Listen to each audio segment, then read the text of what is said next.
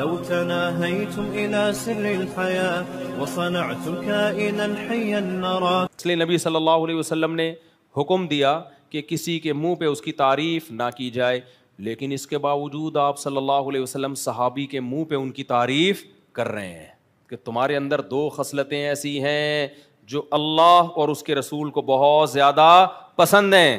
کیوں کر رہے ہیں بھائی؟ بعض چیزیں ایسی ہوتی ہیں کہ انسان تعریف کیے بغیر رہتا نہیں ہے، عام اصولوں سے ہٹ جاتا ہے. یار یہ تو خاندانی ہو گیا بھائی، اس میں سامنے والے کو موٹیویشن بھی چاہیے ہوتی ہے، اس کے بگڑنے کا اندیشہ نہیں ہوتا، بلکہ جب آپ اس کے منہ پہ اس کی تعریف کرتے ہیں اس کو حوصلہ ملتا ہے، کیونکہ لوگ ان تعریفوں پہ اس کو حوصلہ دلا نہیں رہے ہوتے، ان خوبیوں پہ اس کو موٹیویشن مل نہیں رہی ہوتی کہیں سے، بلکہ الٹا لوگ برائیاں کر رہے ہوتے ہیں. بعض خوبیاں ایسی ہوتی ہیں کہ بندے کو موٹیویشن کی ضرورت ہوتی ہے، کیوں؟ ساری دنیا اس کی مخالفت کر رہی ہوتی ہے. تو اب جو حمایتی لوگ ہیں وہ بھی تعریف نہیں کریں گے تو وہ تو بیچارہ ٹھٹر جائے گا نا، وہ تو پھر معاشرے سے لڑ نہیں سکے گا. بالکل ایسے ہی ہے جیسے میں نے جب دوسری شادی کی تحریک چلائی نا تو اتنی برائیاں اتنے جب میں نے کی تو اتنا ہر ایک حوصلہ شکنی، تو مجھے یاد ہے 100 آدمی حوصلہ شکنی کرتے تھے کہ تم نے کیا کیا ہے. ایسے موقع پر اگر ایک آ کے تھپکی دیتا تھا نا کہ ماشاء اللہ اچھا کام کیا، میرا دل چاہتا تھا اسے گلے لگا کے پھوٹ پھوٹ کے روؤں میں. سمجھ رہے ہو؟ اب وہ بھی تو تعریف کر رہے ہیں نا، بڑا خاندانی کام کیا، لیکن اس تعریف سے مجھے نقصان نہیں ہو رہا بلکہ کیا مل رہا ہے؟ حوصلہ، کیونکہ ساری دنیا کیا کر رہی ہے؟ مخالفت. تو بعض چیزیں ایسی ہوتی ہیں، بچوں میں بھی بعض کام ایسے ہوتے ہیں ان پہ حوصلہ افزائی کرنی چاہیے ان کی. تو نبی صلی اللہ علیہ وسلم ان صحابی کی حوصلہ افزائی کر رہے ہیں، اور ہمارا اور آپ کا کسی کے منہ پہ تعریف کرنا الگ ہے. پیغمبر سید الانبیاء کسی کے منہ پہ اس کی تعریف کریں، اس کا مطلب آپ نے مہر لگا دی ہے، اسٹیمپ لگا دی ہے بھائی. اب تو یعنی کوئی دوسری بات ہو ہی نہیں سکتی. تو ایسے موقع پہ تو بگڑنے کا بہت زیادہ اندیشہ ہے یا نہیں ہے بھائی؟ کوئی بزرگ میری تعریف کر دیں اور ایک عام آدمی میری تعریف کرے، تو عام آدمی کی تعریف کو میں ہلکا بیان کروں گا، بھائی فلاں نے میرے بارے میں کہا ہے مفتی صاحب زبردست. لیکن کوئی بڑا آدمی کر دے تو میں تو سارا دن ابے وہ بھائی پتہ ہے انہوں نے میرے بارے میں یہ رپورٹ پیش کی ہے، انہوں نے کہا ہے. ویسے میں ہوں، پھر توازن بھی کر رہا ہوتا ہے انسان نا، میں ہوں تو حقیر فقیر، لیکن وہ کہہ رہے تھے کہ بہت نیک ہے. یہ بھی ایک تعریف کا ایک طریقہ ہوتا ہے کہ میں تو خاکسار، میں تو کچھ بھی نہیں، لیکن اتفاق سے بس حضرت جی نے فرما دیا کہ بہت نیک ہے. مقصد یہی ہوتا ہے کہ میں بہت نیک ہوں، آپ کسی غلط فہمی میں نہ رہیں میرے بارے میں. تو نبی صلی اللہ علیہ وسلم نے ان کے سامنے ان کی تعریف کی اور کیا فرمایا، اور الفاظ نبوت کیسے زبردست بلاغت والے. ان فیک خصلتین، تمہارے اندر 2 خصلتیں، 2 عادتیں ہیں. ان یقینی، ان یہ تاکید کے لیے آتا ہے. دیکھو تعریف کے بھی بڑے طریقے ہوتے ہیں. کسی کے اندر 2 اچھی صفات ہیں، بہادر ہے، سخی ہے، آپ جا کے بولو گے یار تم بہادر بھی ہو، سخی ہو، ویل ڈن، یہ بھی ایک طریقہ ہوتا ہے نا، بہت اچھے. لیکن نبی صلی اللہ علیہ وسلم نے ان کی تعریف کو بھی انتہا تک پہنچایا. فرمایا تمہارے اندر 2 ایسی خصلتیں ہیں، یحبہم اللہ ورسولہ، جو اللہ کو بھی بہت پسند ہیں اور اللہ کے رسول کو بھی بہت پسند ہے، یعنی مجھے بھی بہت پسند ہے وہ. تو اس کا مطلب واقعی وہ بہت ہی اچھی چیزیں ہیں، بہت زیادہ اچھی چیزیں ہیں. تو یہ کیوں نبی بتا رہے ہیں کہ بھائی یہ ان چیزوں سے دستبردار مت ہونا. عام طور پہ لوگوں کو یہ 2 چیزیں پسند نہیں ہوتی ہیں. کیوں؟ یہ دونوں چیزیں خصلتیں جلد بازی کے خلاف ہیں، اور پبلک کو جلد بازی پسند ہوتی ہے، افراتفری پسند ہوتی ہے، ہلڑ بازی پسند ہوتی ہے، فوراً فیصلے کرو، فوراً یہ اسٹائل ہوتا ہے پبلک کا. وہ کیا خصلتیں آپ نے فرمایا؟ الحلم والاناہ. حلم کہتے ہیں بردباری، برداشت، ایک دم ایکسائٹڈ نہیں ہو جاتے، ایک دم جذباتی نہیں ہو جاتے، بردباری. ہماری عادت کیا ہے؟ کوئی شخص آ کے بات کرے گا ایک دم ہماری رگیں، ہماری رائے کے خلاف جائے گا نا تو ایک دم ہماری رگیں پھولنا شروع. گستاخیوں کے فتوے تو پاکستان میں ہول سیل کے حساب سے لگ رہے ہیں. کچھ دن پہلے مجھے کسی نے کہا کہ بھائی اللہ کا نام اس گلاس پہ لکھا ہوا ہے. اللہ نہیں لکھا ہوا تھا، جیسے اللہ کے صفاتی نام ہے نا، جیسے اللہ کے صفاتی ناموں میں حلیم بھی ہے اور کریم بھی ہے, ستار بھی ہے, غفار بھی ہے. تو انہوں نے کہا یار یہ کمپنی نے نا, کمپنی کا نام فرض کرو الغفار کمپنی تھا, فرض کر لو, تو یہ تو اللہ کا نام لکھا ہوا ہے, یہ گلاس نیچے گرے گا, پاؤں میں آئے گا, اس سے بے ادبی ہوگی, آپ اس کے خلاف بیان دیں. میں نے کہا خدا کا واسطہ, اللہ کا واسطہ معاف کر دو یار, کیوں اسلام کا مذاق اڑوا رہے ہو اتنا لمبا. اب میں فوراً ان کی بات سن کے جذباتی ہو جاتا, یار الغفار تو کس کا نام ہے؟ اللہ کا نام. اور غفار کمپنی بالفرض ہوتی اس کی ایسی کی تیسی کر دیتا. اس کے سائڈ افیکٹ کتنے ہونے تھے بھائی. اگر غفار کمپنی کا گلاس زمین پہ گرنے سے اللہ کے نام کی بے ادبی ہو رہی ہے تو غفار صاحب کو تو تھپڑ مارنا اسلام میں حرام ہو گیا. پھر جو سچی مچی کا غفار ہے اس کو تو گالی دینا بھی, وہ جو مرضی کرتا پھرے, آپ نے کہنا نہیں غفار بہت نیک ہے, وہ الو کا پٹھا ہو ہی نہیں سکتا کیونکہ غفار کس کا نام ہے.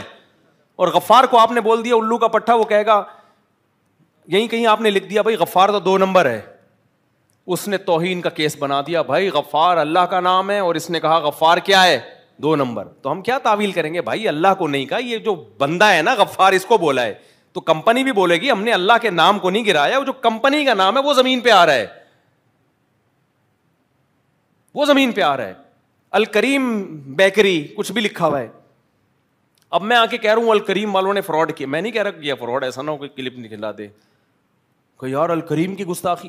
یہ گستاخی کے جو پیک پہ پہنچے ہوئے ہیں نا, جنونی مذہبی جنونی, یہ آپ کو صرف پاکستان میں ملے گی یہ جنون, دنیا میں کہیں بھی یہ جنون نہیں ہے. بات بات پہ ذرا سی بات پہ کچھ بھی نکال کے گستاخی.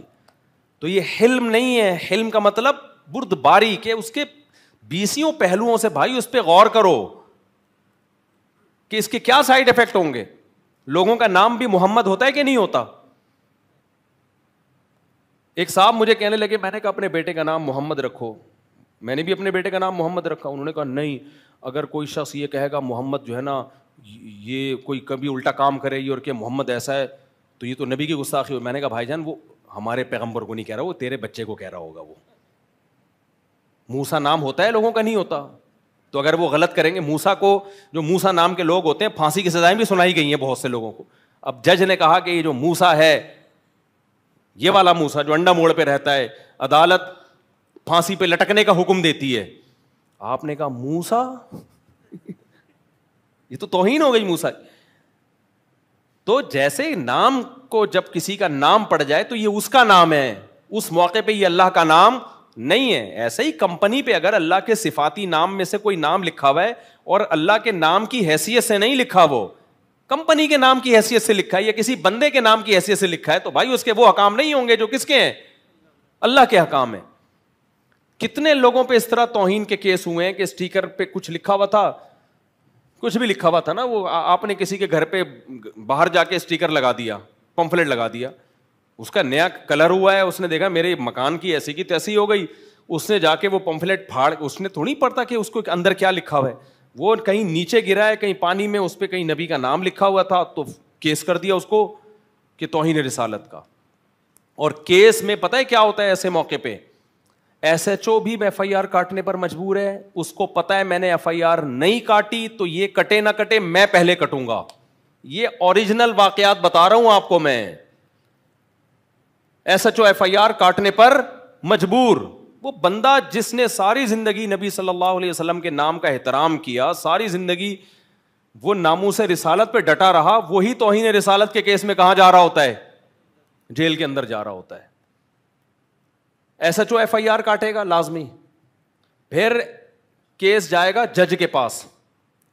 تو جب جج کے پاس کیس جاتا ہے نا, باہر اتنا کراؤڈ عدالت کے باہر کھڑا ہوتا ہے, کیونکہ پروپیگنڈا کر کے نا لوگوں کو کہ اس نے توہین کیا, دیکھو اللہ کے نام کو زمین پہ, اللہ کے نبی کے نام کو اس نے زمین پہ ڈالا. اس کی کوئی نیت نہیں ہوتی, دور دور کا کوئی ارادہ نہیں ہوتا اس بیچارے کا. وہ صرف اس بیس پہ اس نے پمفلٹ پھاڑا ہے کہ میری دیوار کیا کر رہے ہیں یہ لوگ, خراب کر رہے ہیں.